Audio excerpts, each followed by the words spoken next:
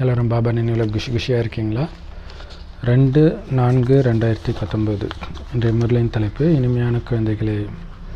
இப்போ நாலாபுரத்திலிருந்தும் உங்கள் தொடர்பு துண்டிக்கப்படணும். ஏன்னா இப்போ நம்ம வீட்டுக்கு போகணும். பிராமண குலத்துடைய பேரே கெட்டு போகிற மாதிரியான எந்த பாவ காரியமும் பண்ணக்கூடாது. ஸோ இது எல்லாமே எதுக்கு? வீட்டுக்கு போகணும். ஸோ எல்லா தொடர்பு எல்லா பற்றும் கட் ஆகிடுச்சினாலே கண்டிப்பாக பாவம் பண்ண மாட்டோம் இல்லையா? ஸோ அதனால் பாவம் பண்ணுறதுனால அப்பா பேர் கெட்டு போயிடுது, நம்ம பிராமண குலத்துடைய பேருமே கெட்டு போயிடுது. ஸோ அப்படி கெட்டு போயிடுற மாதிரி நம்ம நடந்துடக்கூடாது. அதே மாதிரி புத்தி எந்த மனிதரோடவோ எந்த பொருளோடவோ அல்லது எந்த காரியத்திலையோ மாட்டிக்கக்கூடாது, பற்று வச்சிடக்கூடாது. எல்லாத்தையும் கட் பண்ணணும், எல்லாத்துலேருந்தும் விலகி இருக்கணும். பாபா கூப்பிட்டா போகிறதுக்கு தயாராக இருக்கிறோம், அப்படி இருக்கணும். கேள்வி: பாபா எந்த குழந்தைய பார்த்து பார்த்து குஷி அடைகிறார், அப்படியே தன் கண்ணுக்குள்ளே நிரப்பிக்கிறார்? பதில்: எந்த குழந்தை நிறைய பேருக்கு சுகம் கொடுக்குறாங்களோ, அவங்கள சுகத்தினால நிரப்புகிறாங்களோ, அந்த மாதிரி சேவை செய்கிற குழந்தைங்கள பார்த்து பார்த்து பாபா மகிழ்ச்சி அடைகிறார். எந்த குழந்தை எப்போவுமே நான் ஒரு பாபா கிட்ட மட்டும்தான் பேசுவேன், பாபா சொல்கிறத மட்டும்தான் கேட்பேன் அப்படின்னு இருக்குதோ, அந்த குழந்தை தான் பாபாவுடைய கண்ணு ஃபுல்லாக நிரம்பி இருக்கிறாங்களாம். ஏன்னா என்னுடைய சேவை செய்யக்கூடிய குழந்தைங்க தான் எனக்கு மிகவும் பிடித்தமானவர்கள். அந்த மாதிரி குழந்தையத்தான் நானும் நினைக்கிறேன். எப்படி சூப்பராக சொல்கிறார் பாருங்க. எண்ணம், சொல், செயல் மூணுத்தின் மூலமாகவும் பாபா சேவையை மட்டும் பண்ணுற குழந்தை, அந்த குழந்தை தான் எனக்கு ரொம்ப ரொம்ப பிடித்த குழந்தை. ஃபுல்லாக அவங்க மைண்டு ஃபுல்லாக பாபாவை பற்றிய விஷயம், பாபா ஞானத்தை பற்றிய விஷயம், பாபா சேவை பற்றிய விஷயம். கை எந்த நேரமும் பாபா காரியத்தையே பண்ணிகிட்ருக்கோம், வாய் எந்த நேரமும் பாபா ஞானம் சொல்லிக்கிட்டே இருக்கும். அந்த குழந்தை தான் எனக்கு ரொம்ப ரொம்ப பிடிச்ச குழந்தை. அது மட்டும் இல்லாமல் நடத்தையில் அப்பாவை வெளிப்படுத்துகிற குழந்தை. ஓம் சாந்தி. இனிமையிலும் இனிமையான ஆன்மீக குழந்தைங்க ஆன்மீக தந்தை முன்னாடி உட்கார்ந்துட்டுருக்குறோன்னு தெரிஞ்சு உட்கார்ந்துருக்குறாங்க. அப்படின்னு அர்த்தம், ஆத்மா உணர்வில் ஆத்மாவை உங்களை உணர்ந்து பரமாத்மாவை பார்த்துட்ருக்குறோன்ற நினைவில் உட்காந்துட்ருக்குறாங்க. அந்த தந்தை நமக்கு டீச்சராகி ஞானத்தையும் கற்றுக் கொடுக்குறார். தூய்மை ஆகிறதுக்கான ஞானத்தை கொடுத்து தூய்மை ஆக்குறார். தூய்மை ஆகிறதன் மூலமாக தான் நம்ம சத்கதி அடைகிறோம், சொர்க்கத்துக்கு போகிறோம். அப்போ சத்கதி கொடுக்கக்கூடிய வள்ளலும் அவர் தான். நம்மளை கூடவே அழைச்சிட்டு போகிறார் பரந்தாமத்துக்கு. ஸோ பரந்தாமத்துக்கும் சொர்க்கத்துக்கும் போகிற ரொம்ப ஈஸியான வழியை சொல்கிறார். தூய்மையானால் தான் 2 இடத்துக்குமே போக முடியும். தூய்மையாகிற வழியை சொல்கிறார். அதுக்காக நீங்கள் எந்த கஷ்டமும் பட தேவையில்ல. தூய்மை ஆகிறதுக்கு ரொம்ப ஈஸி. எங்கே போனாலும், யார்கிட்ட பேசினாலும், நடந்தாலும், சுற்றினாலும், வெளிநாட்டுக்கே போனால் கூட ஆத்மா நானுன்னு நிச்சயப்படுத்திக்கிட்டே இரு. அதாவது ஆத்மானாலே நான் இந்த உடம்பு விட்டு போயிடுவேன் அப்படின்ற உணர்வு இருந்துக்கிட்டே இருக்கும். அப்போ பற்று இருக்காது. எல்லாம் சில காலம், எல்லாம் சில காலம் இல்லையா? ஏன்னா நமக்கு ஏற்கனவே பாபா சொல்லிட்டார், எந்த நொடி வேணாலும், அதாவது நல்ல புண்ணியம் செஞ்ச குழந்தை சீக்கிரமாக போயிடும் இல்லையா? ஸோ ஆத்மா நிச்சயப்படுத்திக்கோங்க. தேகன்றதை மறந்து ஆத்மாபிமானி ஆகுங்க. உங்களுடைய வார்த்தை, பார்வை எல்லாம் ஆத்ம உணர்வில் இருக்கா, தேக உணர்வில் இருக்கான்னு செக் பண்ணணும். தேக உணர்வுனாலே ஒரு பற்றோடு பேசுவீங்க. ஒரு பற்றின் காரணமாக பேசுகிறதுக்கும் பற்றில்லாமல் பேசுகிறதுக்கும் வித்தியாசம் இருக்கும் இல்லையா? அதை செக் பண்ணுங்கள். ஸோ இந்த ஒரு பாயிண்ட்டை மட்டுமே கூட வச்சு நம்ம ப்ராக்டிஸ் பண்ணலாம். ஆத்மாபிமானியாக இருக்கிறேன்னா இல்லையா அப்படிங்கிறது. சரி, இன்றைக்கி என்ன ப்ராக்டிஸ் பண்ணுறீங்க? எந்த பாயிண்ட் வச்சு? ஸோ இன்றைக்கி நான் பண்ணுற ப்ராக்டிஸ் பாயிண்ட் வச்சு என்னென்னா, பாபா சொல்கிற ஒரு நொடியிலும் பல கோடி மடங்கு வருமானம் சேர்க்குறேன். இதையே நீங்கள் 108 தடவை, அதாவது நான் பாபாவோடு இணைஞ்சிருக்கிறேன், நாலாபுறமும் சக்தி பரவ செஞ்சுக்கிட்டே இருக்கிறேன், நான் ஒவ்வொரு அடியிலையும் வருமானம். ஏன்னா ஒரு தடவை நினைக்கும் போதெல்லாம் வருமானம் வந்துக்கிட்டே இருக்குது. ஸோ அப்போ தான் அந்த போதை ஏறும். அப்படி நீங்கள் திரும்ப திரும்ப, அது ஒரு சாதாரண பாயிண்ட் மாதிரி இருக்கும். ஒரு தடவை கேட்கும்போதே ஒரு போதை ஏற்றுதுன்னா திரும்ப திரும்ப சொல்லும்போது தான் அது பயங்கரமாக போதை ஏற்றும். ஸோ அதை பண்ணணும் மெயினாக. அதே மாதிரி இன்றைக்கி நான் தேக உணர்வில் யோசிக்க மாட்டேன், ஆத்மாபிமானி நிலையில் யோசிக்கிறேன். நான் செக் பண்ணிக்கிட்டே இருங்க. நான் தேக உணர்வுக்கு வரமாட்டேன், ஆத்ம உணர்வில் இருப்பேன். தேகன்ற மண் என்னை பிடிச்சி இருக்கக்கூடாது, நான் மேலே பறந்துட்டு இருக்கிறேன். அப்படி ப்ராக்டிஸ் பண்ணுங்க. ஏன்னா நம்ம ஆத்மா பரந்தாமத்தில் வசிக்கிறவங்க தான். நடிக்கிறதுக்காக இந்த உடம்பை எடுக்கிறோம், முடிஞ்ச உடனே இன்னொரு நடிப்பு நடிக்க இன்னொரு உடம்பை எடுக்கிறோம். இல்லை இந்த உடம்புல நடிக்கிற பாட்டெல்லாம் முடிஞ்சிச்சுன்னா இப்போ இன்னொரு உடம்பு எடுக்க போகிறோம். சிலருடைய நடிப்பு ஒரே உடம்புல 100 வருஷம், சிலருக்கு 80, சிலருக்கு 2 வருஷம், சிலருக்கு வந்து 6 மாதம், சிலருக்கு வந்து பிறக்கிறதுக்கு முன்னாடியே இறந்துடுது, பிறக்கும்போதே செத்து பிறகுதுன்றாங்களே.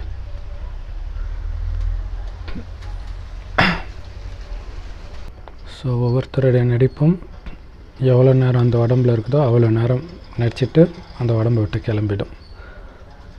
சில குழந்தைக்கு உடம்புல நடிப்பே கிடையாது, கர்ப்பத்தில் வந்து தண்டனை மட்டும் அனுபவிச்சுட்டு போயிடும். அப்போ கர்ப்பத்துக்கு வந்தது எதுக்கு? தண்டனை அனுபவிக்க. ஏன்னா இந்த நரகத்தில் கர்ப்பன்றது ஜெயிலு, சொர்க்கத்தில் கர்ப்பம் ஜெயிலு கிடையாது, மாளிகை. ஏன்னா சொர்க்கத்தில் எந்த பாவமும் பண்ணல, அதனால் அங்கே தண்டனை அனுபவிக்க மாட்டாங்க. அங்கே பாவங்களே இருக்காது.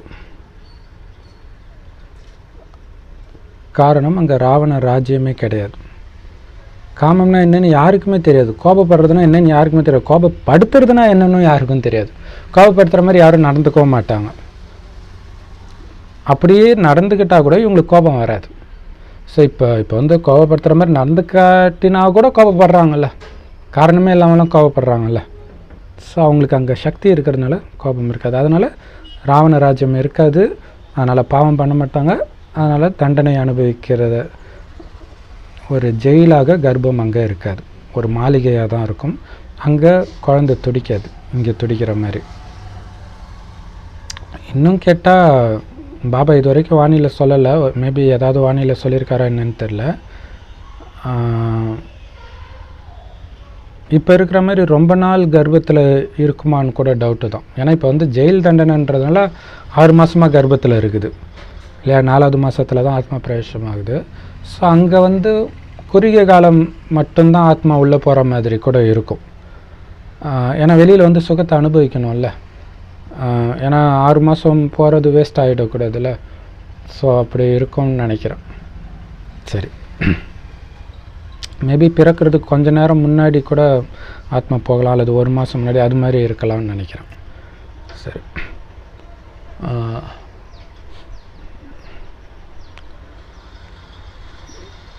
எல்லைக்கு அப்பாற்பட்ட தந்தை இந்த பிரம்மா உடல் மூலமாக ஆத்மாக்களுக்கு புரிய வைக்கிறார். பிரம்மாவுடைய ஆத்மாவும் உள்ளே உட்காந்துக்கிட்டு கேட்டுட்டு இருக்குது. ஆனால் சொல்கிறது பிரம்மா உடலில் இருக்கிற சிவபாபாவுடைய ஆத்மா, ஞான கடல் சிவத்தந்தையுடைய ஆத்மா.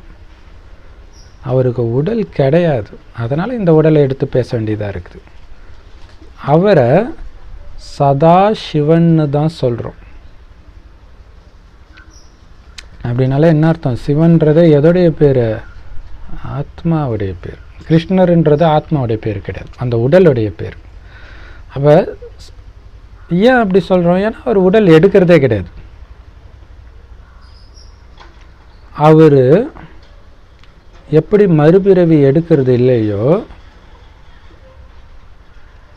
அதே மாதிரி வெவ்வேறு பேர், வெவ்வேறு உடல் எடுக்கிறதுலேருந்தும் விடுபட்டவர்.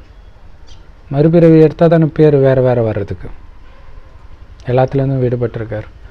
குணம் மாறுறதுலேருந்தும் விடுபட்டவர், ஒரே குணம். ஸோ இந்த சதாசிவனுக்கு மட்டும்தான் உடலுக்குன்னு எந்த பேரும் கிடையாது. பிரம்மாவுக்குள்ள பிரவேசம் செஞ்சாலும் பிரம்மாவுடைய பேர் ஒன்றும் சிவனுக்கு வராது. பிரம்மா ஆத்மா எடுத்திருக்கிற உடலுடைய பேர் சிவனுக்கு வராது, அது பிரம்மாவுக்கு தான். ஸோ இப்போ பார்த்தீங்கன்னா சிவனுக்கு உடல் கிடையாது, வராரு, நம்மளை குழந்தையாக்கிற. குழந்தை ஆன அடுத்த செகண்டு நமக்கும் உடல் கிடையாது, அதை புரிஞ்சுக்கணும். ஸோ அதனால தான் பாபா குழந்தைங்க ஆத்மா ஆத்மானே கூப்பிடுவாங்க. ஸோ நம்ம இங்கே ஆத்மா ஆத்மான்னு கூப்பிட்ற நினைக்கிற இந்த பயிற்சி தான் அங்கே ஒவ்வொரு மதத்தில். இப்போ பார்த்தீங்கன்னா என்ன சொல்லுவாங்க, சபரிமலைக்கு போகிறவங்க சாமி சாமின்னு கூப்பிடுவாங்க எல்லாருமே. சாய்பாபா குரூப் வந்து நம்ம சாய்ராம் சாய்ராம்னு கூப்பிடுவாங்க. ஸோ எல்லாமே இங்கே நம்ம ஆத்மாவாக பார்க்குற பழக்கத்தினால வர்றது. நாம் பண்ணுறது தான் எல்லைக்கு அப்பாற்பட்ட சந்நியாசம். மற்றவங்கெல்லாம் எல்லைக்குட்பட்ட சந்நியாசிகள். அவங்களுடைய பேரும் மாறுது. சன்னியாசி ஆன உடனே அவங்களுடைய குரு வந்து பேரை மாற்றி வைப்பார். ஸோ அது கூட ஒரு விதத்தில் நமக்கு இங்கே பாபா வச்சதுடைய நினைவு. பாபா ஆரம்பத்தில் குழந்தைங்களுக்கு நல்ல நல்ல பேர் வச்சார். ஆனால் பாபா பேர் வச்ச குழந்தைங்க கூட இன்றைக்கி காணாமல் போயிட்டாங்க. ஸோ பாபா எல்லாருக்கும் வச்சாரா அப்படின்னா அப்போ வச்சார், நாடகப்படி அப்போ வைக்கிறதா இருந்துச்சு. ஆனால் அப்படி பேர் பாபாவே பேர் வைக்கிறதுனா எவ்வளோ பெரிய அதிர்ஷ்டம். அந்த மாதிரி குழந்தைங்களே பாபா விட்டு போயிட்டார். ஆனால் பாபா அப்போ பேர் வைக்கும்போது நம்பிக்கை வைக்கிறார், இந்த குழந்தை கண்டிப்பாக நிலைச்சிருக்கும், நம்மளை விட்டு போக மாட்டாங்கன்ட்டு. ஆனால் பாபா நம்பிக்கைக்கு துரோகம் பண்ணி விட்டுட்டு போயிட்டாங்க. ஸோ இந்த மாதிரி போகிறவங்களுக்கு பேர் வச்சு என்ன லாபம்ன்ட்டு அவர் பேர் வைக்கிறதே நிறுத்திட்டார் பாபா. பாருங்கள், பாபாவையே கஷ்டப்படுத்திட்டாங்க. ஆனால் திரும்ப கூட வந்திருக்கலாம். திரும்ப வந்து இந்த ஞானத்தை கேட்கும்போது அவங்களுக்கு எப்படி இருக்கும்? அல்லது அந்த பிறவி இல்லைனாலும் அடுத்த பிறவி அப்படி வந்திருக்கலாம். சந்நியாசிகள் கூட வீட்டுக்கு வந்துட்டாங்கன்னா பழைய பேரை யூஸ் பண்ண மாட்டாங்க. அதாவது அந்த புது பேரை யூஸ் பண்ண மாட்டாங்க. அதாவது ஸ்ரீ ஸ்ரீ குரு குரு அப்படின்ட்டு என்னென்னமோ சுகபோதானந்தா அப்படி இப்படின்னு பேர் வைப்பாங்க இல்லையா. ஆனால் வீட்டுக்கு வந்துட்டாங்க, துறவி வாழ்க்கை வேண்டான்ட்டு வந்துட்டாங்கன்னா அந்த பழைய பேரை யூஸ் பண்ண மாட்டாங்க. அதுக்கு முன்னாடி இருந்த குப்சாமி மாடசாமி இந்த மாதிரி ஏதோ ஒரு பேரை தான் வச்சுக்குவாங்க.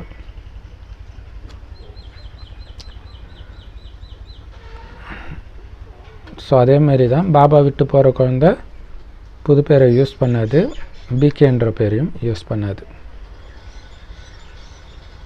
சந்நியாசம் செஞ்சிட்டாலே அவங்க நண்பர்கள் உறவினர்கள் எல்லாத்தையும் மறந்துட்டாங்கன்னு அர்த்தம் கிடையாது.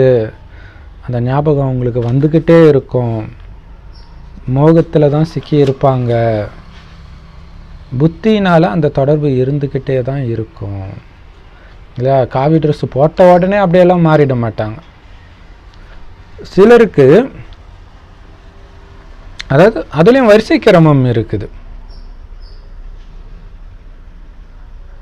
இல்லையா. அதுலேயும் கொஞ்சம் வைராக்கியமாக இருக்கிறவங்க இருப்பாங்க. பட் இருந்தாலும் முழுசாக மறந்து இருக்க மாட்டாங்க. இங்கே பாபா குழந்தையானப்புறம் அதே மாதிரி சில குழந்தைங்களுக்கு அப்படி இருக்கிறாங்க. ஆனால் தொடர்பு துண்டிக்க ட்ரை பண்ணுறோம் இங்கே. ஏன்னா திரும்பி போகணும் இல்லையா. ஸோ சன்னியாசிகளுக்கு தெரியாது உலகம் அழிய போகுது, எல்லாத்தையும் மறக்கணுன்ட்டு. ஆனால் அப்படி இருக்கிற அவங்களே மறக்கிறாங்க அப்படின்னா நம்ம எப்படி இருக்கணும் இல்லையா. பாபா சொல்கிறாரு, ஒரு பாட்டு கூட இருக்குதான், உன்னை பார்த்து பார்த்து மனசு சுகமடையுதுன்ட்டு. அந்த மாதிரி குழந்தைங்கள பார்த்து பார்த்து பாபா மனசு சுகமடையுது. கண்ணு ஃபுல்லாக குழந்தைங்க தான் இருக்கிறாங்களாம். அப்படின்னு என்ன, பாபா பார்வை ஃபுல்லாக குழந்தைங்க தான் தெரியுறாங்க. ஆத்மாக்கள் கண்ணின் மணியாக இருக்கிறாங்க. குழந்தைங்கள பார்த்து பார்த்து பாபா குஷி அடைகிறாரு. சிலருக்கு நிறைய குழந்தைங்க இருப்பாங்க. சாரி, தமிழில் அப்படி வந்திருக்கு. அதாவது சில குழந்தைங்க ரொம்ப நல்ல குழந்தையாக இருப்பாங்க. அவங்க சென்டரை பார்த்துக்கிறாங்க. இன்னும் ஒரு சிலர் எப்படி இருக்கிறாங்கன்னா, பாபா குழந்தை ஆகியும் காமத்தில் விழுறாங்க. அப்போ அப்பாவுடைய கட்டளைக்கு கீழ்ப்படியாதவங்களாக இருக்கிறாங்க. சேவை செய்கிற குழந்தைங்களை பார்க்கும்போது பாபா அவ்வளோ மகிழ்ச்சி அடைகிறார். ஆனால் காமத்தில் விழுற குழந்தை நம்ம குலத்தையே கலங்கப்படுத்துது, பிராமண குலத்தையே அசிங்கப்படுத்துது அப்படின்னு பாபா சொல்கிறார். ஸோ அந்த மாதிரி நீங்கள் ஆகக்கூடாது. ஸோ அப்போ புதுசாக இருக்கிற குழந்தை காமத்தை விட முடியாமல் இருக்கிறாங்கன்னா, ஸோ இந்த மாதிரி வார்த்தை வந்து அவங்கள மாற்றும். ஆஹா, குலத்தின், ஏன்னா இங்கே எல்லோரும் நமக்கு சகோதர சகோதரினா, சகோதர சகோதரியோட காமம் வைக்கிறது அது எவ்வளோ பெரிய அசிங்கமான விஷயம் இல்லையா? பாபா குழந்தைங்க மட்டும் இல்லை, எல்லாருமே நமக்கு சகோதர சகோதரி தான். ஏன்னா எல்லாருக்குமே இறைவன் அப்பா தானே. அவங்களுக்கு தெரியாது, நமக்கு தெரியும், அவ்வளோதான். பாபா தொடர்ந்து சொல்லிக்கிட்டே இருக்கிறாரு, யாருடைய பேருலேயோ அழகுலேயோ அறிவுலேயோ மயங்காதீங்க, மாட்டிக்காதீங்க. அப்படி மயங்கினாலே நம்மளுடைய குலத்தின் பேரை கெடுக்கிறீங்க அப்படின்னு அர்த்தம்.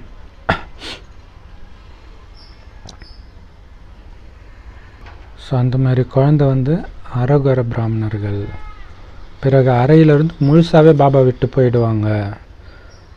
அவங்களே எழுதுகிறாங்க, பாபா நான் விழுந்துட்டேன், மூஞ்சில் கறி பூசிட்டேன், முகத்தை கருப்பாக்கிட்டேன், மாயை என்னை ஏமாத்திடுச்சு. பாபா சொல்கிறார், நிறைய புயல்கள் கண்டிப்பாக வரும், வராமல் போயிடாது இல்லையா? ஸோ கண்டிப்பாக வரும். ஏன்னா எந்த பாவத்தை அதிகமாக பல ஜென்மமாக செஞ்சோமோ அதுக்கேற்ற மாதிரி அதுவும் அதிகமாக வரும். ஆனால் நீங்கள் அதிலேருந்து தப்பிக்கணும். காமன்ற கத்தியை யூஸ் பண்ணுறது ஒருத்தருக்கு ஒருத்தர் துக்கம் கொடுக்கறதுன்னு புரிஞ்சுக்கோங்க. இப்போ நீங்கள் எச்சரிக்கையாக இருக்கணும்.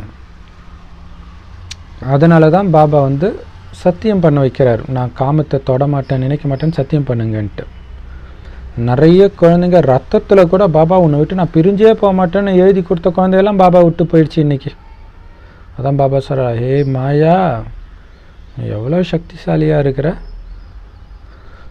தன் ரத்தத்தினால் எழுதி கொடுத்த சத்தியம் பண்ண குழந்தைய கூட நீ விழுங்கிட்டியே. ஏன்னா அப்பாவை மாதிரி மாயாவும் சக்திசாலி தான். ஸோ அதனால் எச்சரிக்கையாக இருங்க. ஏன்னா மாயா அந்த அளவுக்கு சக்திசாலியானது. அப்பா கிட்ட இருந்து அரை கல்பத்துக்கான ஆஸ்தியை அடையிறீங்க, அந்த அளவுக்கு சக்தி அடையிறீங்க இல்லையா?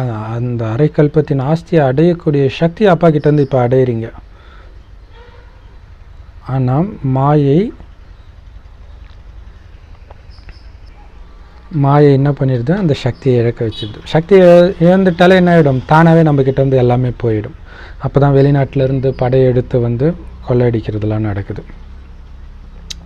குறிப்பாக இது பாரதத்துக்கு தான் பொருந்தும் இல்லை? இந்த முழு சக்கரமும் பாரதத்தை வச்சு தான் சுற்றுது. தேவதா தர்மத்தை சார்ந்த குழந்தைங்க தான் எல்லாம் நிறைந்தவர்களில் இருந்து ஒன்றுத்துக்கும் உதவாதவர்களாக ஆகிறாங்க. சுத்தமாக காலியானவங்க, ஃபுல் சக்தி இழந்தவங்களாக ஆவாங்க. ஸோ இன்றைக்கி நிறைய பாலியல் வன்கொடுமைகள் நடக்கிறதெல்லாம் பார்த்திங்கன்னா எல்லாம் தேவாத்மா தான் பண்ணிகிட்ருக்கோம். ஏன்னா அதுதான் சக்திசாலியாகவும் இருந்தது, இப்போ சக்தி இழந்தும் கிடக்குது. ஸோ அப்போ ஜெயிலு அந்த மாதிரி இடத்துல போய் கண்டிப்பாக இந்த ஞானத்தை கொடுக்கணும்.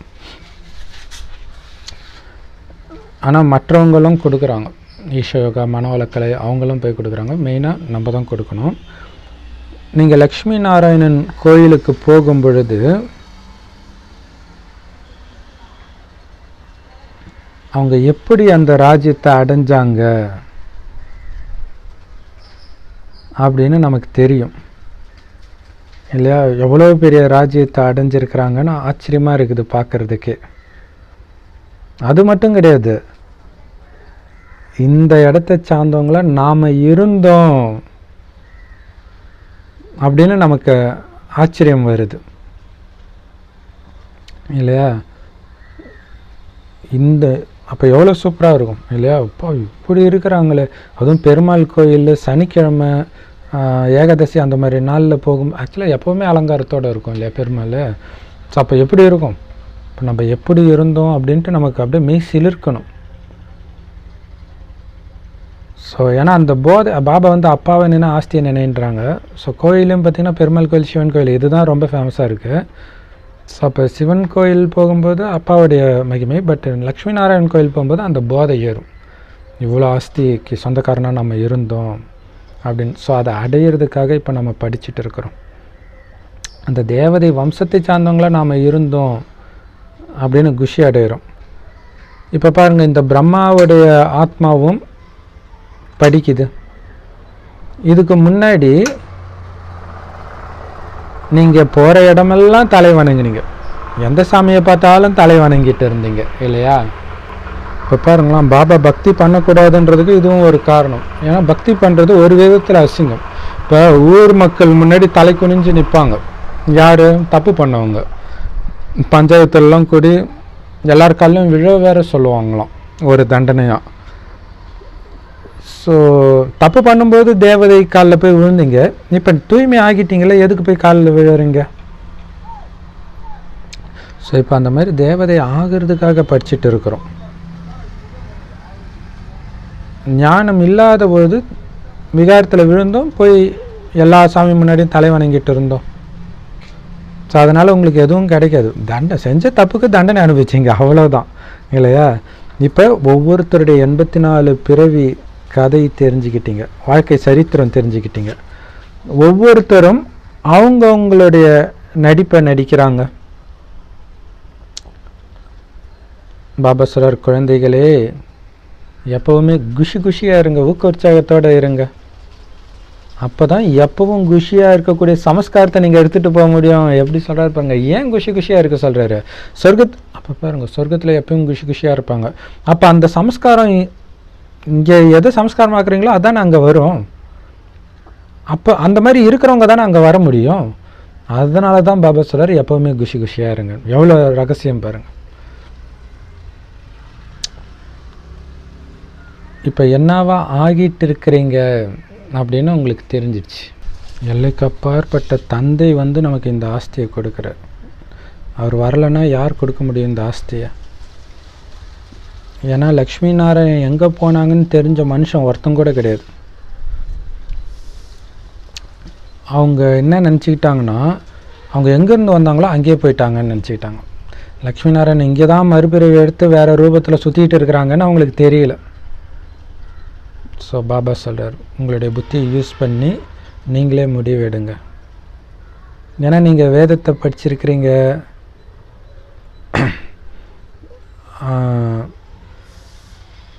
பக்தியில் நிறைய பக்தி நூல்களை படிச்சிருக்கிறீங்கல்ல. நான் இப்போ இந்த ஞானத்தை கொடுக்குறேன், நீங்கள் சொல்லுங்கள், அந்த பக்தியில் நீங்கள் படித்த நூல்கள் கரெக்டாக இல்லை நான் சொல்கிறது கரெக்டாக? அப்போ எப்போவுமே கரெக்டாக இருப்பார். ராவணன் எப்போவுமே தப்பாக தான் இருக்கும். ஸோ ராவணன் எப்படி பேசுகிறான்? எல்லார் மூலமாகவும், மதம் மூலமாகவும், சயின்ஸ் மூலமாகவும் பேசுகிறான். பேசுகிறது அத்தனையும் பொய். எல்லாத்த பற்றியும் பொய் தான் மக்கள் பேசிகிட்டு இருக்கிறாங்க. இப்போ மட்டும்தான் உண்மையை கேட்குறோம், அதுவும் பாபா கிட்ட தான் கேட்குறோம். இதுக்கு முன்னாடி நீங்களே பொய் தான் சொல்லிட்டு இருந்தீங்க. அதே மாதிரி தானம் புண்ணியம் பண்ணீங்க, ஏதோ பெரிய புண்ணியம் நினச்சிட்டு, ஆனால் எங்கே வந்தீங்க? இறங்குனீங்க. அப்போ நீங்கள் பண்ணதுக்கு எப்படி புண்ணியமாக இருக்கும்? புண்ணியம்னா ஏற்றி இல்லை இருக்கணும். ஏன்னா நீங்கள் மற்ற ஆத்மாவுக்கு தான் கொடுத்தீங்க, கடவுளுக்காக கொடுத்தீங்க. ஒரு பாவாத்மா இன்னொரு பாவாத்மாவுக்கு கொடுக்கறதுனால நீங்கள் எப்படி தூய்மையாவீங்க, எப்படி புண்ணிய ஆத்மாவாக ஆக முடியும்? சொல்லுங்கள் பார்ப்போம். எப்படி கேட்குறாரு பாருங்க, சூப்பரா இல்லையா?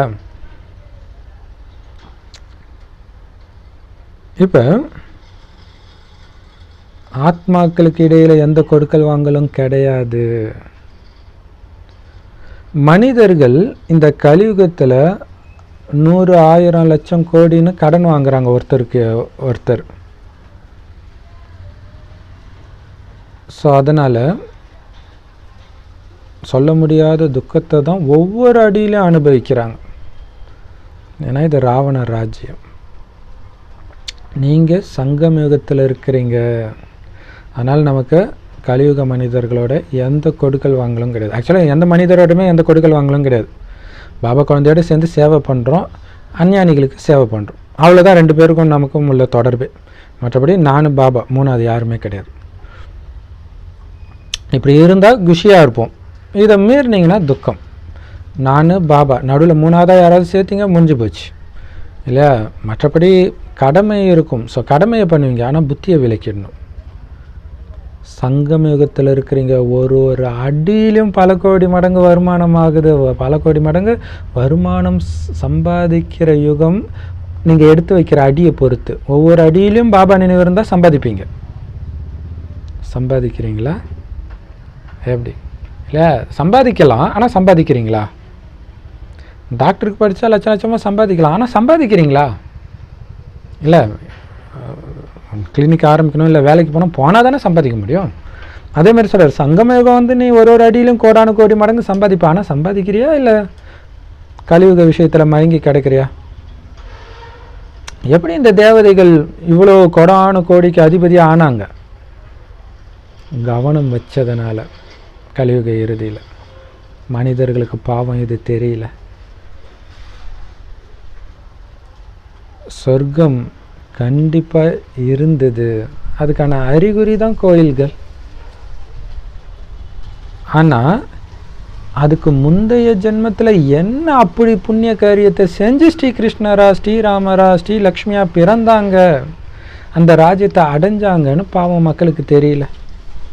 அது புத்தம்புது உலகம். அதனால் தேவையற்ற வீணான எண்ணங்கள் கூட அங்கே இருக்காது. வீணான விஷயம், வீணான பொருள் இல்லை, வீணான எண்ணங்கள் கூட அங்கே இருக்காது. அதனால்தான் அது சுகம் நிறைந்த உலகம். அது சுகம் நிறைந்த உலகம் இல்லையா? இன்றைக்கி திடீர்னு ஒருத்தன் ஃபோன் பண்ணி, உங்களுக்கு வந்து ஒரு கார் விழுந்துருக்குது, நீங்கள் ஒரு 20,000 டெபாசிட் பண்ணுங்கள், கொடுத்துட்றோம், அல்லது ஃப்ரீயாகவே கூட கொடுத்துட்றோன்னா கூட இவன் கொடுக்குறான், ஏதோ ஃப்ராடாக இருக்குமா, டக்குன்னு மைண்ட் வேலை செய்யுது. ஏன்னா உண்மையிலே ஃப்ராடு, பட் ஃப்ராடே இல்லாட்டினா கூட நமக்கு அப்படி மைண்டு வேலை செய்யுது. அது வீண் எண்ணம் தான் இல்லையா? அதுக்கு தான் பாபா கொடுக்கல் வாங்கலே வச்சுக்காது. அப்புறம் ஏன் நீ வீண் எண்ணம்? இல்லைங்க எங்களுக்கு பாபா இதெல்லாம் வேண்டான்ட்டாருங்க, முடிஞ்சு போச்சு, அவ்வளோதான். ஜென்ரலாக பெண்கள் அல்லது ஆண்கள் வந்து தப்பிக்கிறதுக்காக என் மனைவி கிட்ட கேட்டுட்டு தான் சொல்லணும், என் கணவன்கிட்ட கேட்டுட்டு தான் சொல்லணும். அதே மாதிரி நீங்கள் சொல்லுங்கள், கணவன்கிட்ட கேட்டு, இல்லை நீங்கள் கணவனுக்கு கொடுங்க ஃபோனை, நானே பேசிக்கிறேன் அப்படின்னு சொன்னாங்கன்னா, நான் வாங்க பிரம்மகுமாரி சென்டருக்கு வாங்க, அங்கே தான் இருக்கார் எங்கள் கணவர், நடத்துவார், முரளி சொல்கிறாரு அப்படின்னு சொல்லுங்கள் இல்லையா? ஈஸியாக தப்பிச்சிடலாம். 5000 வருடத்தின் விஷயம்தான். முழுமையாக தூய்மையாக ஆகுறதுனால கிடைக்கிற அந்த சந்தோஷத்தை அனுபவிக்கிறதுக்காக தான் இப்போ படிச்சுட்டு இருக்கிறீங்க இல்லையா? அந்த சந்தோஷம் ஆகும் பொழுது, அதாவது அந்த மாதிரி தூய்மை ஆகும்போது நிரந்தர ஆனந்தம் இருக்கும். அதான் பாபா சொல்கிறார், ஒவ்வொரு அடியிலையும் வருமானம்னு நீங்கள் எவ்வளோ குஷி அடையணும். இப்போ ஏன் அடையலை?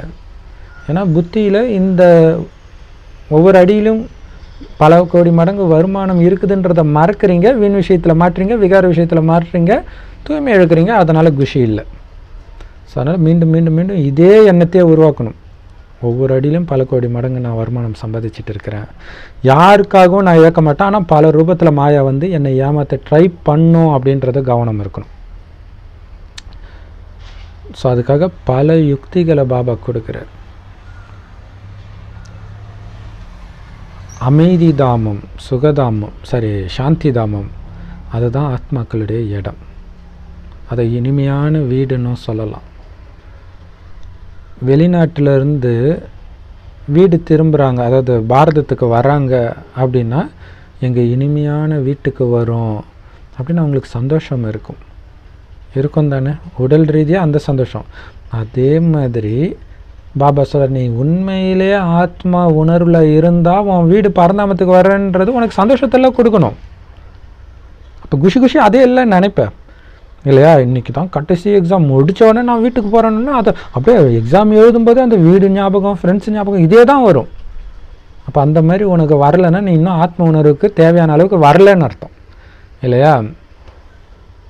ஸோ அதுக்கு தான் பாபா தினம் சொல்கிறார். ஆனால் அந்த போதை ஏன் வரலைன்னா அது உள்ளே போகலை, அதனால் வரல. அமைதியின் கடல் பாபா. ஸோ அவர் இருக்கிற இடமும் அப்படி தான். அப்போ அவருடைய குழந்தை நீங்கள் மட்டும் எப்படி இருப்பீங்க? அப்போ அவருடைய குழந்தைன்றதையும் அந்த அமைதி தாமத்தை சார்ந்தவன்றதையும் மறக்கிறதுனால தான் நீங்களும் அமைதி இழக்கிறீங்க. கடைசியில் தான் இந்த பூமிக்கு வரணும்னு இருக்கிறவங்களுடைய பார்ட்டு பெரும்பான்மையான நேரம் பரந்தாமத்தில் தூங்கிட்டே இருப்பாங்க. பாபாவுடைய பாட்டு ரொம்ப ரொம்ப கம்மியான பார்ட்டு, ஆனால் செம பவர்ஃபுல்லான பார்ட்டு இல்லையா. நம்பர் 1 ஹீரோ பாபா தான், அவருக்கு ஈக்குவலாக யாருமே கிடையாது. ஸோ அவரை தவிர்த்து இந்த 5000 வருட நாடகத்தின் கதாநாயகிகள் நீங்கள் தான் குழந்தைகளே. ஏன்னா உலகத்துக்கு சொர்க்கத்துக்கு எஜமானராகிறீங்க. வேற யாருக்குமே இந்த போதை வர வாய்ப்பே கிடையாது. ஆனால் உங்களுக்கே வரலன்னா என்ன அர்த்தம் இல்லை? மற்றவங்களுக்கு வராது, ஏன்னா அவங்க சொர்க்கத்துக்கு வர மாட்டாங்க. நீங்கள் வரப்போகிறீங்க, எல்லாம் தெரிஞ்சிருச்சு. அப்போ அந்த போதை இருக்கணும்னா நான் உலகத்துக்கு எஜமானராக இருந்தேன், இருக்க போகிறேன்ற போதை ஏற்றணும். மற்றவங்களுக்கு இந்த போதை வராது. பார்த்தீங்கன்னா ஒரு சர்ச்சில் ஒரு ஃபாதர் சொல்கிறாரு, என்ன சொல்கிறாரு, சின்ன பையன் அவர் சொல்கிறார், வித்தியாசமாக போதனை பண்ணுறேன்னு சொல்கிறார். பாருங்கள், நம்ம யாருமே ஆக்கினைக்கு உள்ளாக மாட்டோம், நம்ம எல்லாருமே பரலோக ராஜ்யத்துக்கு போயிடுவோம் அப்படிங்கிறார். எல்லாம் கம்முன்னு இருக்கிறாங்க. ஏய் விசில் அடிப்பா, இதை விட சந்தோஷம் என்ன இருக்குது அப்படிங்கிறாரு. உடனே எல்லாம் ஒன்று விசில் அடிக்கிறாங்க. பரலோக ராஜ்யம் எங்கே இருக்குது, எப்படி இருக்கும் தெரிஞ்சால் தானே சந்தோஷம் வரும் இல்லையா? ஆனால் நமக்கு தெரியுது, ஏன் சந்தோஷம் வரல? அந்த போதை ஏற்றிக்கிட்டே இருக்கணும். இப்போ பார்த்தீங்கன்னா சர்ச்சில் போனீங்கன்னா எந்த சர்ச்சிலும் அப்படியே பைபிளை படித்து அப்படியே விளக்கலாம் சொல்லிட்டு இருக்க மாட்டாங்க. ஏன்னா பைபிளில் ஏதோ ஒரு சில இடங்களில் தான் நல்ல விஷயம் இருக்கும். அப்போ அந்த ஒரு சில விஷயத்தில் இருக்கிற ஒரு முக்கியமான பார்ட்டை மட்டும் எடுத்துக்கிட்டு அதை மட்டுமே வச்சு 1 மணி நேரம் 2 மணி நேரம் சில சமயம் 3 மணி நேரம் கூட பேசுவாங்க, பாடி அப்படியே பேசுவாங்க. ஸோ அதுவே ஒரு விதத்தில் ஞான சிந்தனை தான் இல்லையா? ஆனால் நமக்கு ஒரு லைனும் அப்படியே தேன் இல்லையா, தேன் சொட்டுது. இப்போ நம்ம எவ்வளோ ரசித்து சாப்பிடணும், எவ்வளோ ஒரு லைனாக எடுத்து எந்த அளவுக்கு சிந்தனை பண்ணணும். பாபாவுடைய பாட்டு கம்மி, ஆனால் கொடுக்கறது தேவாமிர்தம் கொடுக்கிறார், ஞானாமிர்தம் கொடுக்கிறார். உலகத்துக்கே எஜமானராகிறீங்க இதனால். இப்போ அந்த போதை இருக்கணும். எப்போ அந்த போதை இருக்கும்? திரும்ப ஏன்னா ஒரு சில கிறிஸ்தவர்களுக்கு அவ்வளோ போதை ஒரு ஆச்சரியமாக இருக்கும். என்னடா பைபிளில் எங்கே பார்த்தாலும் அந்த மாதிரி போதை ஏற்றுற மாதிரி எதுவுமே இல்லையே, எப்படி இவங்க போதையாக இருக்கிறாங்க? காரணம் அந்த குறிப்பிட்ட விஷயத்தை திரும்ப அது கொஞ்சம் விஷயந்தான், ஆனால் அதை அது அதிகாரத்தோடு சொல்லுவாங்க. எப்படி அந்தளவு ஞாபகம் இருக்குது? ஏன்னா திரும்ப அதை சொல்கிறதுனால ஞாபகம் இருக்குது. ஆனால் நமக்கு அது தேவையில்லை, ஏன்னா ஒரு லைனும் பயங்கரமாக இருக்குது. அதனால் எந்த நாள் முறையில் எத்தனாவது பேராக ஞாபகம் வச்சுக்கல. பட் முக்கியமான பாயிண்ட், எல்லாமே முக்கியமான பாயிண்ட்டு தான். பட் அதை நீங்கள் எந்த அளவுக்கு ஆசைப்படுறீங்க போடுங்க. சொர்க்கத்தின் சுகம் யாருடைய அதிர்ஷ்டத்திலையும் இல்லை.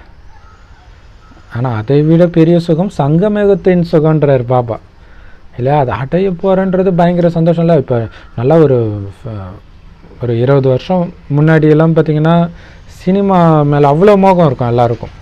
தேட்டருக்கு போகிறது, ஃபஸ்ட்டு ஷோ போகிறது. அப்போ யாருக்குமே கிடைக்கவே இல்லை ஒரு டிக்கெட்டு. அப்போல்லாம் டிக்கெட்டே கிடைக்காது, முதல் ஒரு வாரத்துக்கு கிடைக்காது. ஸோ அப்போ அது எப்படியோ வாங்கிட்டோம் அப்படின்னா படம் போடுறதுக்கு முன்னாடி அப்பா நம்ம உட்காந்துட்டோன்ற அந்த போதை இருக்கும். அப்போ சொர்க்கம் எவ்வளோ பெரிய போதை, கன்ஃபார்மாக போகிறோம். அப்போ எவ்வளோ போதை இருக்கணும்? ஏன்னா குழந்தைகளாகிய உங்களுக்கு மட்டுமே ஒதுக்கப்பட்ட ரிசர்வேஷன் இது. உங்களுக்கு தான் ரிசர்வேஷன் இது.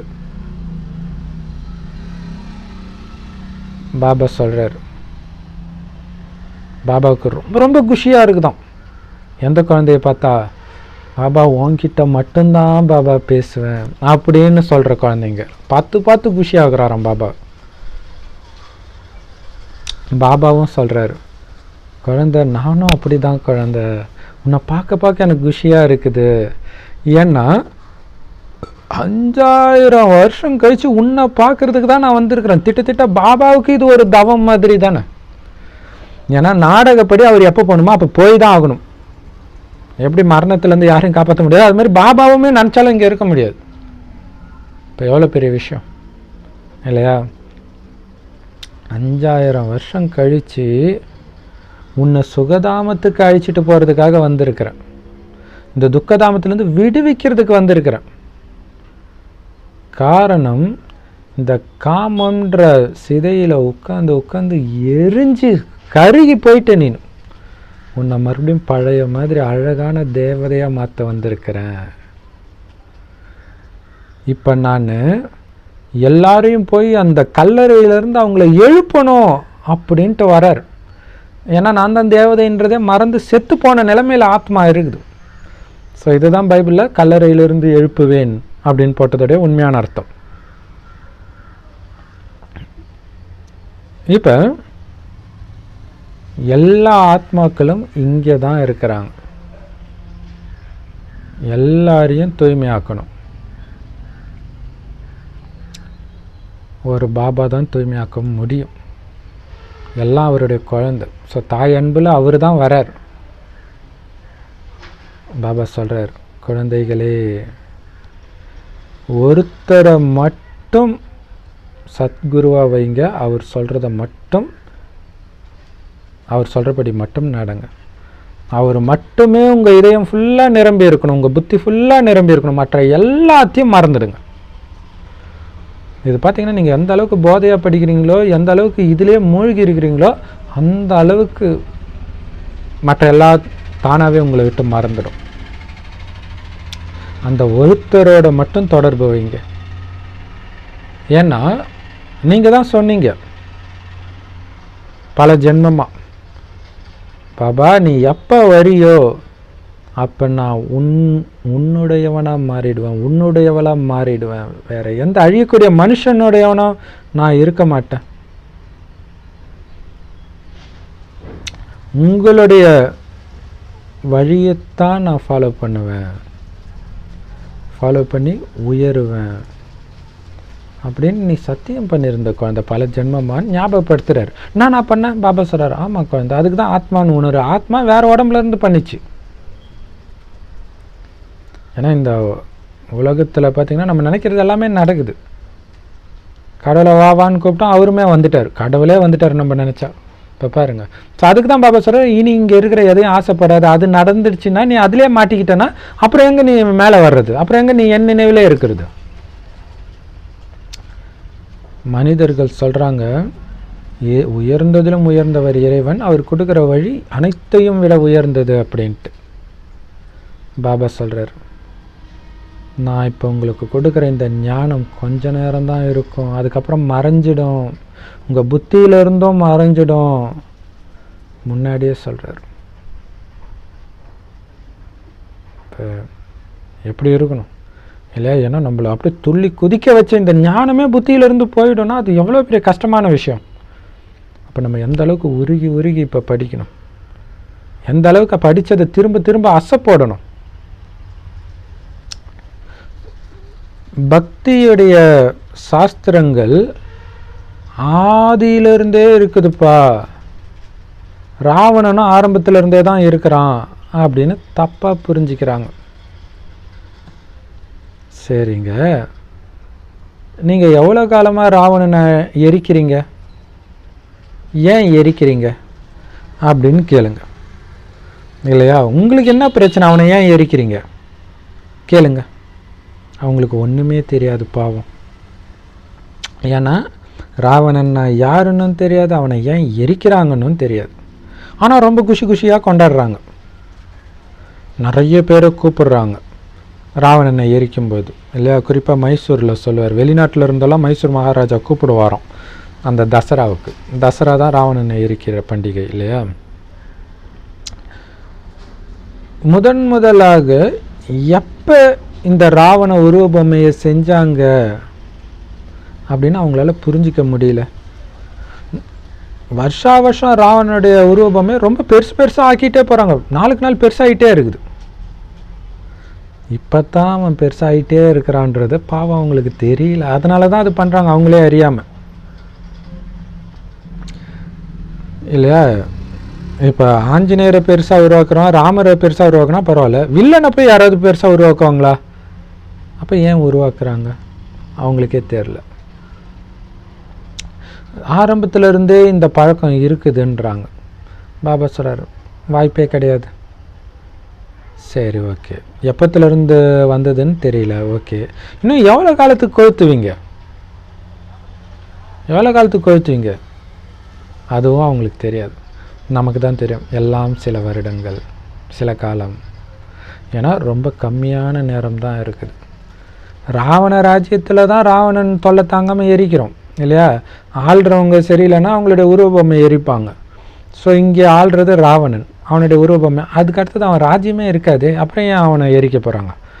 இன்னும் கேட்டால் ராவணனை பற்றி ஞானம் எதுவுமே இருக்காது சொர்க்கத்தில். ராமாயணத்தின் ராவணனும் இருக்க மாட்டான், இந்த உண்மையான ராவணன் 5 விகாரமும் அங்கே இருக்காது. பாபா சொல்கிறார், மிகப்பெரிய எதிரி இந்த ராவணன். அவன் மீது வெற்றி அடையணும். நீங்கள் மனிதர்கள் புத்தியில் நிறைய விஷயங்கள் இருக்குது. எல்லாமே இந்த நாடகத்தில் என்னெல்லாம் நடக்குதோ அது எல்லாமே ஏற்கனவே நிச்சயிக்கப்பட்டிருக்குது. ஒவ்வொரு வினாடி நிச்சயிக்கப்பட்டிருக்குது. Love you Baba. உன் தலையில் உள்ள ஒவ்வொரு முடியும் எண்ணப்பட்டு இருக்குதுன்னு பைபிளில் வரும். அப்போ சொல்லலாம், இதுதான் ராஜா அர்த்தம் நாடகம் திரும்ப திரும்ப நடக்குதுன்றதுக்கு அப்படின்ட்டு.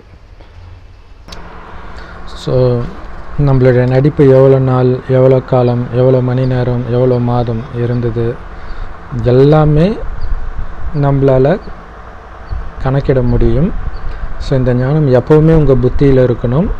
எல்லாத்துக்கும் மேலே இதை சொல்லிகிட்டு இருக்கிறது இறைவன், அதை ஞாபகம் வச்சுக்கணும். பாபா சொல்கிறாரு, தூய்மையாக்குபவன் நான் தான். என்ன தான் பதித்த பாவனனே வாங்க அப்படின்னு கூப்பிட்டீங்க. பதித்த பாவனன்னா என்ன அர்த்தம்? அழுக்காக இருக்கிறவனை தூய்மையாக்குபவர். தூய்மையான உலகம்னு எதை சொல்லலாம்? பரந்தாமத்தையும் சொல்லலாம், சொர்க்கத்தையும் சொல்லலாம். ஸோ அந்த 2 இடத்துக்கு போக வேண்டிய டைம் வந்துடுச்சு. ஆனால் நீங்கள் அழுக்காக இருக்கிறீங்க. அப்போ அழுக்கானால் தூய்மை ஆனால் தானே போக முடியும். ஸோ அதனால் பாபா சொல்கிறாரு, தூய்மையாகுங்க. பாபா பாபான்னு சொல்லிக்கிட்டே இருங்க. அப்போ என்ன ஆகும்? இதை ஞாபகம் வச்சுக்கிட்டாலே எப்போவுமே சிவபாபாவை நினச்சிக்கிட்டே இருப்பீங்க இல்லையா? நீங்கள் வாயை திறந்து சொல்லக்கூட தேவையில்லைன்னு பாபா சொல்லியிருக்காரு. அதை நீங்கள் சத்தம் போட்டு சொல்ல தேவையில்ல, பட் மனசுக்குள்ளே நினைக்கணும். அப்போ சொல்லிக்கிட்டே இருக்கும்போது அந்த நினைவு இருக்கும் இல்லையா? இவர் நம்மளுடைய அன்பான இனிமையான பாபா, எல்லையற்ற தந்தை. இவர் பாபான்னு சொல்லும்பொழுது, அப்பான்னு சொல்லும் பொழுது அந்த ஆஸ்தியின் சுகத்தையும் நீங்கள் அனுபவம் செய்வீங்க இல்லையா? எதனால் அப்பான்றோம்? நமக்கு கொடுக்குறாரு, இந்த மாதிரி ஆஸ்தியை கொடுக்குறாரு. நீங்கள்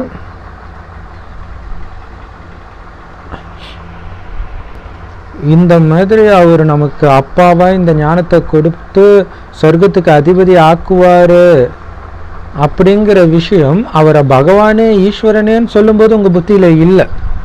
உங்கள் புத்தியில் அது வராது. அப்பான்னு சொல்லும்போது தான் அவர் என்ன கொடுத்தாரு, நான் எதுக்கு அப்பான்னு கூப்பிடணும் அப்படின்னு தோணும்.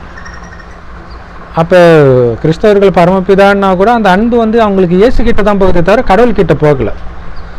ஸோ அதனால தான் அவங்களுக்கு தோணலை. எல்லார்கிட்டையும் சொல்லுங்கள், பிரம்மா மூலமாக எல்லையற்ற தந்தை நமக்கு சொல்லி கொடுத்துட்ருக்கிறாரு. இந்த பிரம்மா அவருடைய ரதம், அவ்வளோதான். அந்த ரதத்துக்கான மரியாதை தான் அங்கே ஃபோட்டோ இருக்கிறது. மற்றபடி ஞானத்துக்கு சொந்தக்காரர் இவர் கிடையாது. சிவன் பேசுகிறாரு,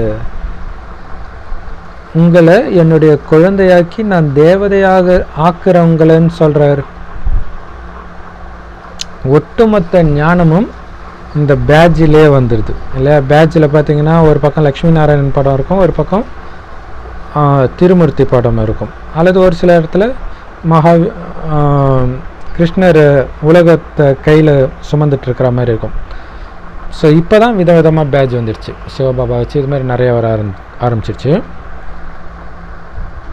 கடைசியில் நீங்கள் பரந்தாமத்தையும் சுகதாமத்தையும் மட்டுமே நினைவு பண்ணிட்டு இருப்பீங்கன்றார். இப்போ நினைவு பண்ணுங்க, இதை மட்டுமே நினைவு பண்ணுங்கன்றார். கடைசி நேரத்தில் உண்மையிலே நீங்கள் அது மட்டும்தான் உங்களுக்கு ஞாபகம் இருக்குன்றார்.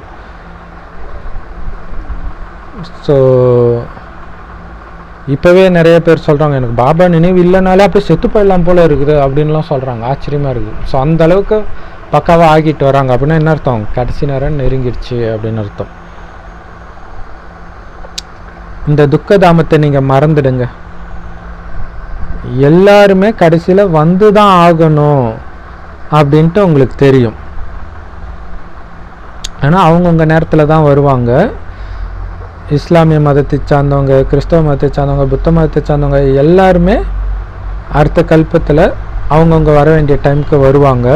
ஆனால் இன்றைக்கி நிறைய மதங்கள் இருக்குது, நிறைய மொழிகள் இருக்குது. ஆனால் ஆரம்பத்தில் ஒரே மொழி ஒரே வழி தான் இருந்துச்சு, ஒரே மதம் தான் இருந்தது. பிறகு மற்றவர்கள் எல்லாம் வெளிப்பட ஆரம்பித்தாங்க.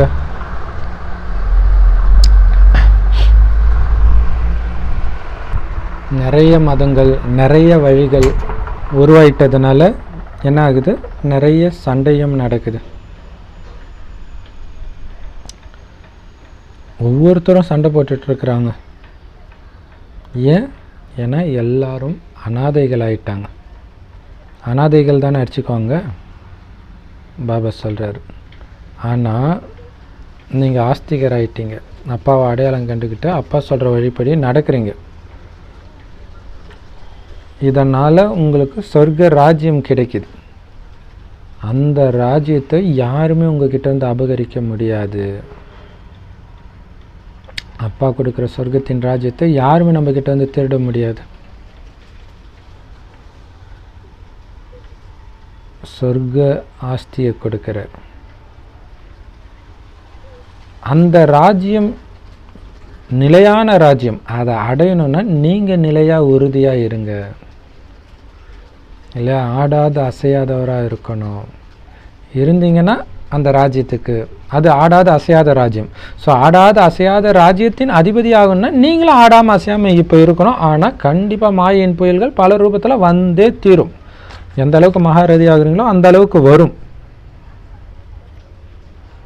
அதுக்கு தான் பாபா சொல்கிறார், நரகத்தை பொறுத்த வரைக்கும் நீங்கள் செத்துட்டீங்க. செத்துட்டா மாயா ஒன்றும் பண்ணாது இல்லையா? ஸோ அதுதான் உயிரோடு இருக்கிறோன்னு தெரிஞ்சு தான் அது தள்ளி பார்க்குது. இல்லை, கலியுகத்தை பொறுத்த வரைக்கும் நீங்கள் செத்ததாக இருக்கணும். இங்கே இருக்கிற எதுவுமே உங்களை பிடிச்சி இருக்கக்கூடாது. அப்படி இருந்தீங்கன்னா ஆடாத அசையாத சொர்க்கத்தின் ராஜ்யத்தின் அதிபதி ஆவீங்க. ஸோ யார் பயங்கரமாக முன்னேறி போகிறாங்களோ அவங்களுக்கு மாயையும் பயங்கரமாகத்தான் வரும். ஸோ அதனால தான் பாபாவால் சொல்ல முடியுது, பிரம்ம பாபாவால். ஏன்னா அவருக்கு வருது, அதனால் அவர் சொல்கிறார். அதனால் பாபா சொல்கிறார், உங்களுக்குள்ளே இருக்கிற எல்லா பலகீனத்தையும் ஒரேடியாக முடிச்சிடுங்க. ஸோ எல்லா பலகீனத்தையும் இப்போவே எரிக்கிறதுனால என்ன ஆகிடுது? நோய்கள் எல்லாமே ஒரேடியாக முடிஞ்சிடுது. அதுக்கப்புறம் சதா ஆரோக்கியமாக இருப்பீங்க. மற்றபடி கர்ம கணக்கு முடிக்கிறதுக்கு பயப்படாதீங்க. குறிப்பாக நோயெல்லாம் அதிகமாக வருதுன்னு பயப்படாதீங்க. கடைசி நேரத்தில் எல்லாமே வரதான் செய்யும். ஏன்னா முடிய போகுதுப்பா, அவ்வளோ பாவம் இருக்குது, எல்லாத்தையும் முடிக்கணும்ல. அதுக்கப்புறம் எதுவுமே இருக்காது. ஸோ இதுக்கு வந்து சொல்லுவாங்க, ஒரு ஃபேமஸான சீனியர் பிகேவுக்கு வந்து சின்ன வயசில் அவ்வளவு நோய் வருமா, இறந்தே போயிடுவாங்கன்னு நினச்சாங்களாம் எல்லாரும். ஆனால் இப்போ ரொம்ப வயசாகி பயங்கர ஆரோக்கியமாக குஷியாக வேலை செஞ்சுட்டு இருக்கிறாங்க. ஸோ அதுதான் நமக்கு வர்றதெல்லாம் முடியறதுக்கு வருதுன்னு புரிஞ்சுக்கணும். எதாக இருந்தாலும், பிரச்சனையாக இருந்தாலும் சரி, நோயாக இருந்தாலும் சரி, கடன் தொல்லை எதுவாக இருந்தாலும் சரி, கடைசியில் எதுவுமே இருக்காது. நீங்கள் பாட்டுக்கு பாபா நினைவில் இருங்க, பாபா சொல்கிற மாதிரி வாழ்க்கையை நடத்துங்க. ஏன்னா இப்போ இல்லாமல் எப்போ வரும்? இப்போ தானே முடிச்சாகணும், இதானே கடைசி நேரம்.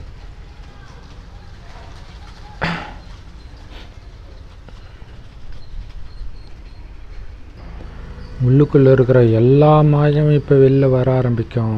பலகீனம் வெளில வர ஆரம்பிக்கும். வயசானவங்கள கூட இளமையானவங்கள மாற்றிடும் இந்த மாயா. அப்படின்னா என்ன அர்த்தம்? காமத்தின் வயப்படுவாங்க, விழுந்துருவாங்க இல்லையா? 70, 80, 90 வயசு இருக்கிறவங்களெல்லாம் காமம் படாத பாடுபடுத்தும். ஏன்னா காமத்திலே மூழ்கி இருக்கிறவங்களுக்கு அது தெரியாது. காமம் ஃபுல்லாக இல்லாமல் கட்டாகி இருக்கும் பொழுது மாயா அப்படி பண்ணும். எச்சரிக்கையாக இருங்க.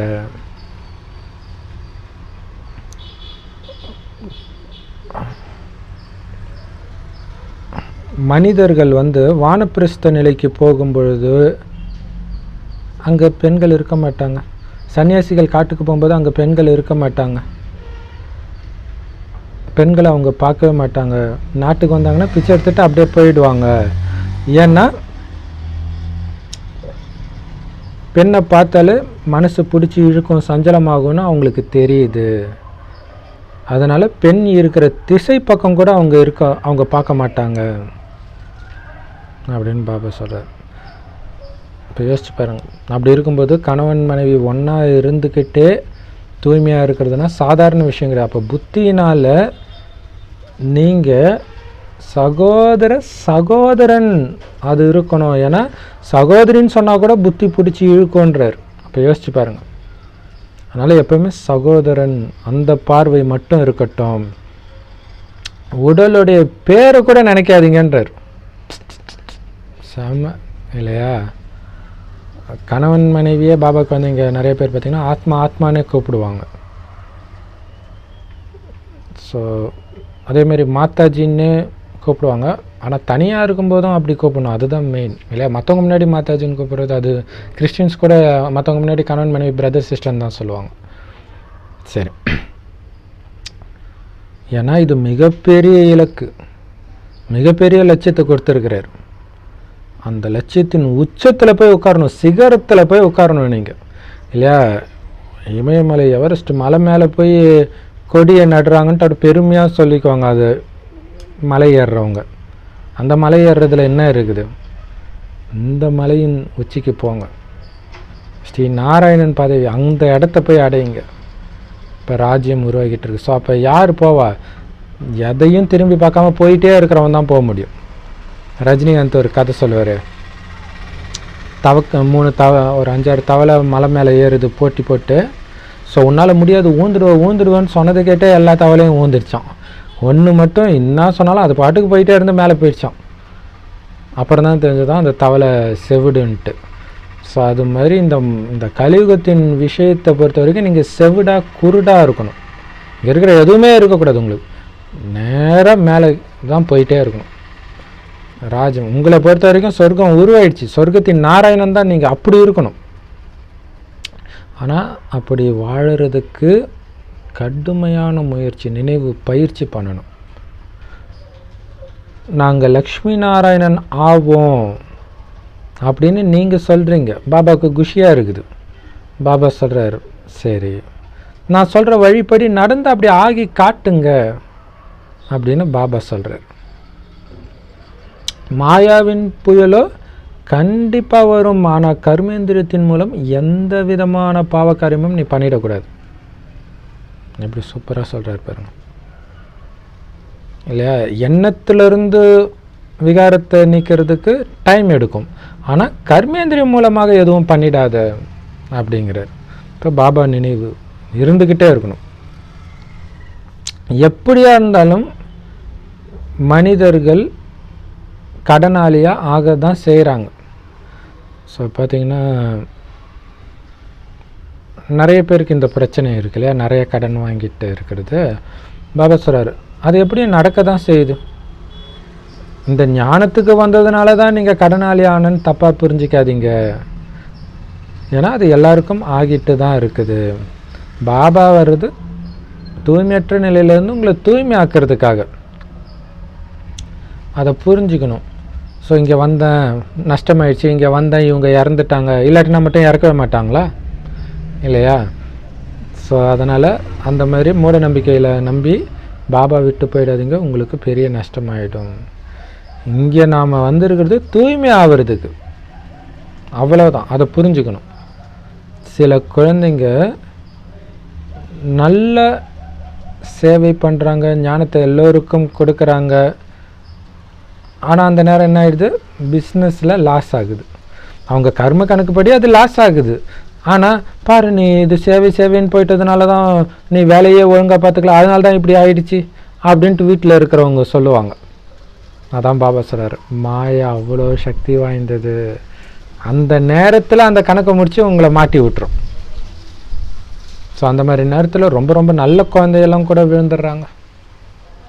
இப்போ பாருங்க.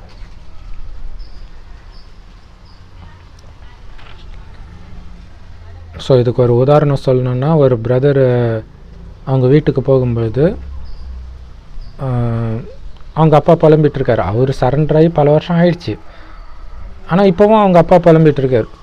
பாருங்கள், இப்போ நான் சம்பாதிச்சேன், பென்ஷன் வருது, சரி ஒரு வேளை நான் இல்லைன்னா இந்த குடும்பத்தை யார் பார்த்துக்கிறது? அவர் பாட்டுக்கு சிரிச்சிட்டு இருக்கார் அந்த பிரதர், இல்லையா? ஸோ இதெல்லாம் சீரியஸ் எடுத்தால் முடிஞ்சு போச்சு.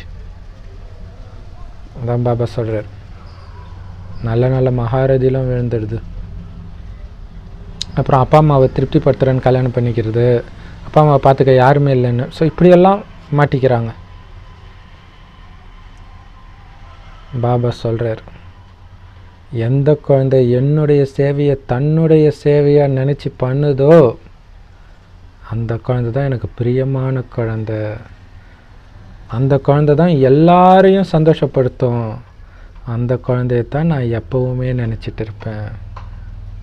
எப்படி சிவத்தந்தைக்கு நிறைய மனைவி, ஆனால் இந்த மனைவியை மட்டும்தான் எப்பவுமே நினச்சிட்டு இருக்கிறாருன்ற பெருமை, கர்வம் உங்களுக்கு இருக்கணும். அந்த மாதிரி சேவை பண்ணணும்.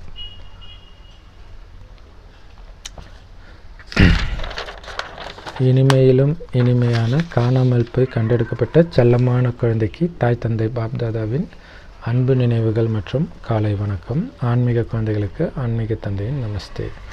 ஆன்மீக தாய் தந்தைக்கு ஆன்மீக குழந்தைகளின் அன்பு நினைவுகள் மற்றும் நமஸ்தே. தாரணைக்கான முக்கிய சாரம், யாருடைய பேருருவத்திலையும் சிக்கிக்காதீங்க. சிக்கிக்கிட்டு நம்ம பிராமண குலத்தின் பேரை கெடுக்காதீங்க, கெடுக்கிறவங்கள மாறிடாதீங்க. எவ்வளோ பெரிய விஷயம் இல்லையா? மாயையின் ஏமாற்றத்தில் ஒருவர் மற்றவருக்கு துக்கம் கொடுக்கக்கூடாது.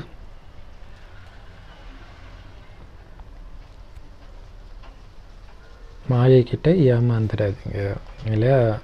ஸோ மாயை உங்களை ஏமாத்திடுது. நீங்கள் யாரோட குழந்தை, எதை நோக்கி போயிட்டு இருக்கிறீங்க, கோபப்படுற அந்த நொடியில் அந்த பதவி உங்ககிட்டேருந்து பறிக்கப்படுதுன்னு தெரியல, ஏமாந்துடுறீங்க. ஏப்ரல் மாதம் இல்லையா, ஏப்ரல் ஃபுல் ஆகிடுறீங்க. அப்படி ஏமாந்துடாதீங்க, யாருக்கும் துக்கம் கொடுக்காதீங்க. துக்கம் கொடுக்கறனால உண்மையிலே ஏமாந்து போகிறது யார்? நீங்கள் தான். அப்பா கிட்டேருந்து சக்திசாலியான ஆஸ்தியை முழுசாக நம்ம அடையணும். ஏன் சக்திசாலியான ஆஸ்தின்றாரு? அதை யாரும் திருட முடியாது, அபகரிக்க முடியாது நம்ம கிட்டேருந்து. நிரந்தரமாக குஷியாக இருங்க. அப்போ தான் இந்த சமஸ்காரத்தை நீங்கள் அங்கே எடுத்துகிட்டு போக முடியும், இல்லையா? உங்களை நம்பி தான் சொர்க்கமே இருக்குது. உங்களுடைய சமஸ்காரம் தானே அங்கே வரும். ஸோ இங்கேயே நிரப்பிக்கணும் குஷியாக இருக்கக்கூடிய சமஸ்காரத்தை. பாவாத்மாக்களோட எந்த விதமான கொடுக்கல் வாங்கலும் வச்சுக்காதீங்க. உங்களுக்கு வர நோயை பார்த்து பயந்துடாதீங்க. ஏன்னா எல்லா கணக்கு வழக்கையும் இப்போவே இங்கேவே முடிச்சு தான் ஆகணும். ஸோ எல்லா கணக்கையும் இப்போயே முடிச்சு தான் ஆகணும். அதனால் நோய், பிரச்சனைகள், கடன் எல்லாமே வரும். பயப்படாதீங்க. பாபா நினைவிலிருந்து குஷியாக முடிச்சிடுங்க. ஏன்னா குஷியாக இருந்த இப்போ நம்ம எந்தளவுக்கு பாவம் செய்கிறோமோ அந்தளவுக்கு குஷியாக இருக்க விடாது. நீங்கள் எந்தளவுக்கு குஷியாக இருக்கிறீங்களோ அந்தளவுக்கு தான் சொர்க்கத்தில் ஆரம்பத்திலே வருவீங்க. ஸோ அதை புரிஞ்சுக்கணும், இது இதுக்காக தான் வருது.